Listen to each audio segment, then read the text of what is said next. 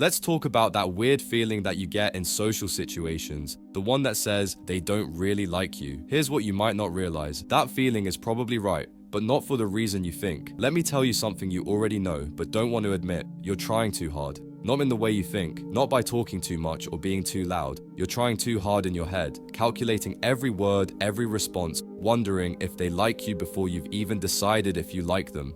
Here's the truth. People can smell that desperation from a mile away. It's not because you're not funny enough, not interesting enough, not attractive enough. It's because of something far more simple and far more fixable than you think, and I'll show you how. Most of us approach social interactions completely backwards. We think, if I can just say the right thing, they'll like me. So we agonize over our words, review conversations in our heads, and panic when there's silence. And ironically, this is exactly what pushes people away. And nothing pushes people away faster than someone who's afraid of being pushed away. But here's the good news. You don't need to become someone else. You don't need to be more outgoing, more interesting, or more, well, anything. You just need to understand this one thing. People don't connect with your personality. They connect with your presence. Let me explain. People don't remember what you say. They remember how you made them feel. And when you're trapped in your own head worrying about being liked, you make them feel nothing because you're not really there. I learned this the hard way. For years, I thought my social anxiety was about my lack of skills. Then I realized it wasn't that I didn't know what to say, it was that I cared too much about saying the perfect thing. And that desperation, it's the ultimate turnoff for people. But here's the good news. The solution isn't to become someone else, it's to come back to yourself. Here's how. The first is the presence principle. People can smell desperation from a mile away. That nervous energy, the over-eagerness to please, it triggers their defenses. So, what actually attracts people? Calm, comfortable presence. Try this. Next conversation, focus 70% of your attention on simply noticing the room temperature, your breathing, the sounds around you. This grounds you in your body and stops the mental chatter. Suddenly, you're not trying to connect, you just are. The second, the interest paradox.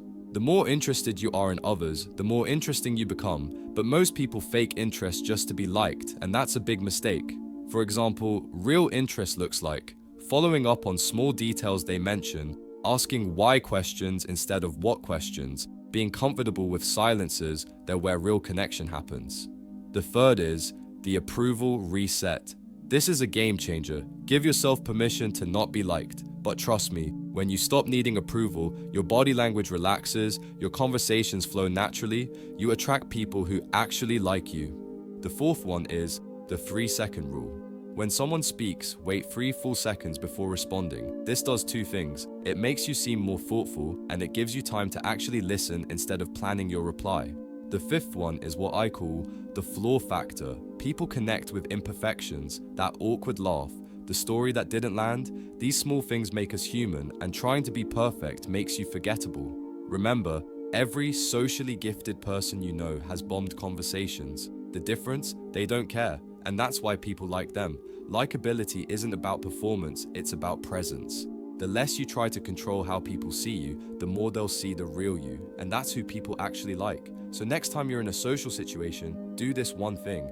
Pretend you're already liked. Not in an arrogant way, but in a I have nothing to prove way. You'll be amazed how people respond when you stop asking them to. And the most important thing is being there, like really there. Because the most likable version of you isn't the one trying to be liked, it's the one who's completely present. And that's something no amount of people pleasing can fake. And remember, you don't need everyone to like you, you just need to like being you. And the rest will take care of itself. And if you like this video, you will definitely love this one.